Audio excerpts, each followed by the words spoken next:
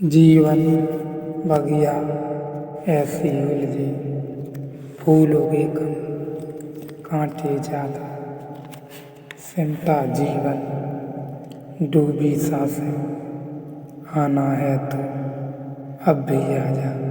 यदि आपने अभी तक अंतिम अध्याय नहीं देखा है तो कृपया करके अंतिम अध्याय देखें, उसके बाद ही इस अध्याय में प्रवेश करें। बायजीद निकला है यात्रा पर। एक सूफी फकीर तीर्थ यात्रा पर जा रहा है। रमजान के दिन है, उपवास चलता है। बायजीद के 100 सन्यासी शिष्य साथ हैं। पहला ही दिन है, उपवास का हुआ है और पहले ही गांव में प्रवेश हुआ है और गांव में बायजीद के घुसते ही गांव के लोगों ने कहा कि तुम्हारा जो प्रेम करने वाला आदमी था वह एक चमार था, गरीब चमार था। उसने अपना मकान सब बेच दिया है तुम्हारे भोजन की इंतजाम के लिए, और उसने आज पूरे गांव को निमंत्रण दिया है कि मेरा गुरु गांव आता है, पूरा गांव आज भोजन करे। उसने सब बेच दिया है। उसने कहा अब कल की फिक्र कल कर लेंगे। बायजीद राजी हो गया, पहुंच गया, भोजन करने बैठ गया। शिष्यों को तो बड़ी बेचैनी हुई, बड़ी हैरानी हुई और एक मौका मिला उनको कि अरे किस गुरु के पीछे हम जीवन बर्बाद कर रहे हैं। निर्णय किया था उपवास का, मालूम होता है लोभ में आ गया अच्छे भोजन की ओर। बायजीद है कि बड़े आनंद से भोजन ले रहा है। बायजीद जब ले रहा है तो उसको भी लेना पड़ा। हालांकि बायजीद ने आनंद से लिया, उन्होंने बड़े कष्ट से लिया। रात जब हुई और लोग विदा हो गए तो शिष्य गुरु पर टूट पड़े और उन्होंने कहा हद हो गई, हमने ऐसी आशा न की थी, क्या भूल ही गए, विस्मरण ही हो गया, या इतने से भोजन के पीछे लोलुप हो गए। बायजीद ने कहा सवाल भोजन का नहीं है, उपवास हम एक दिन आगे लंबा कर लेंगे, लेकिन उस गरीब को जिसने सब बेचकर भोजन बनाया था, इतने साधु होने की घोषणा करना भारी पड़ जाता, चोट हो जाती, अपराध हो जाता। यह बात ही करनी फिजूल थी। हम उपवास एक दिन आगे कर लेंगे, इसमें क्या हर्ज है। लेकिन यह महात्मापन इतने जोर से जाहिर करना, और ध्यान रहे यह मौका है जबकि आदमी महात्मापन जाहिर करना चाहेगा। यह बहुत डेलिकेट नाजुक है। यह तो मौका बहुत बढ़िया था, पूरे गांव को खबर हो जाती कि बायजीद भी कुछ है, लेकिन इस मौके को वह ऐसा चूक गया जैसे विस्मरण ही हो गया हो। उसने इसकी बात ही नहीं उठाई कि हमने उपवास किया है।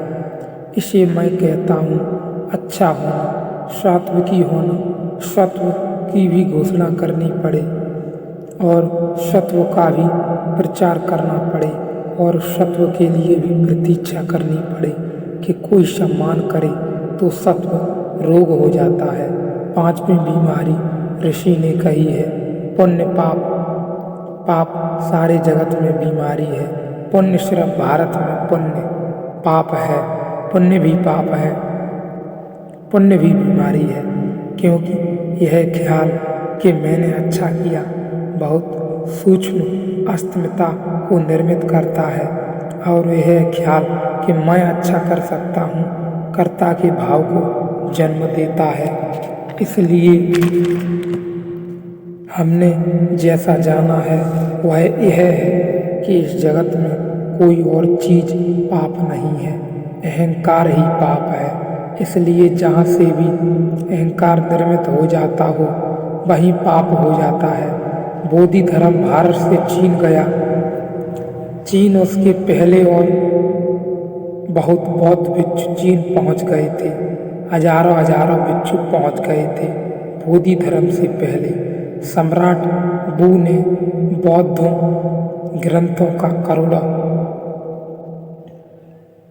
रुपए खर्च करके अनुवाद कराया था। सैकड़ों मठ और विहार बनवाए थे।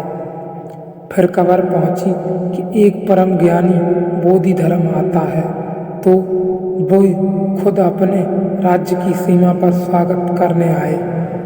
स्वागत करते ही, स्वागत के बाद ही, विश्राम मिलते ही पहली बात सम्राट बू ने बोधि धर्म से पूछी कि मैंने इतने हजार मठ और विहार बनवाए, मैंने इतने करोड़ का खर्च किया, बौद्ध ग्रंथों का अनुवाद करवाया, लाखों भिक्षुओं को मैं रोज भोजन देता हूँ, मेरे इस सब पुण्य का क्या फल होगा? बोधि धर्म ने कहा, तू सीधा नरक जाएगा, तू सीधा नरक जाएगा। बू ने कहा, क्या कहते हो? नरक? आप मजाक करते हो?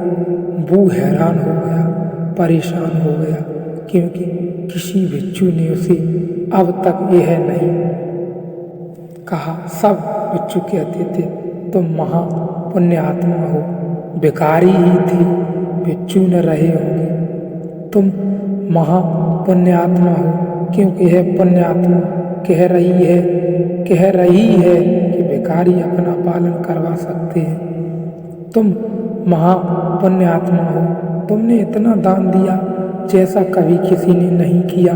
स्वर्ण अक्षरों में स्वर्ग में तुम्हारी तख्ती लगने वाली है, परमात्मा की ठीक बगल में तुम्हारा निवास तैयार हो रहा है। यह सब कहा था बोधि धर्म ने। कहा, तू सीधा नरक जाएगा। बोधि धर्म की बात बू को न जची। किसी पुण्य करने वाले को न जचेगी कि पुण्य भी पाप है। तो बू ने कहा कि मैं यह बात नहीं मान सकता। बोधि धर्म ने कहा, तो फिर मेरे पाप की राज्य में प्रवेश करने से इनकार करता हूँ। मैं तेरे पाप के राज्य में प्रवेश करने से इनकार करता हूँ। बोधि धर्म ने कहा, मैं वापस जाता हूँ, तेरे राज्य की सीमा के बाहर रहूँगा। जिस दिन तुझे पता चल जाए कि पुण्य भी पाप है, उस दिन प्रवेश करूँगा। बात आई गई होगी। बू तो खिलाफ हो गया। बोधि धर्म के और भिक्षु भी खिलाफ हो गए कि इस आदमी से बड़ी आशाएं लगाई थी, यह आता तो और काम बड़ा होता। सम्राट उत्सुक था और दूसरे सब विकृत कर दिया। इसने आकर सबको विकृत कर दिया। 10 साल बाद बोधि धर्म आया। तब बू सम्राट अपनी मृत शैया पर था। तब उसे उसकी बात की याद आई। उसे मौत चारों तरफ से घेरने लगी। भय मन को पकड़ने लगा और उसे साफ दिखाई पड़ने लगा कि इतना किया पुण्य, लेकिन मौत तो ठीक वैसे ही आ रही है जैसे गैर पुण्य करने वाले को आती है। तब उसे बोधि धर्म की बात सत्य लगी और तब उसे यह भी लगा कि यह पुण्य किसी काम का नहीं, यह कुछ भी न है, यह तो केवल एक इकट्ठा संग्रह कर लिया था मैंने और कुछ भी न था। संग्रह के रूप में ही हमने अहंकार के रूप में पाप इकट्ठा कर लिया था, जो किसी काम का नहीं रहा और कुछ भी न रहा, उसका कहीं मेल न रहा। वह तो अंत तक ही परेशानी देता रहा।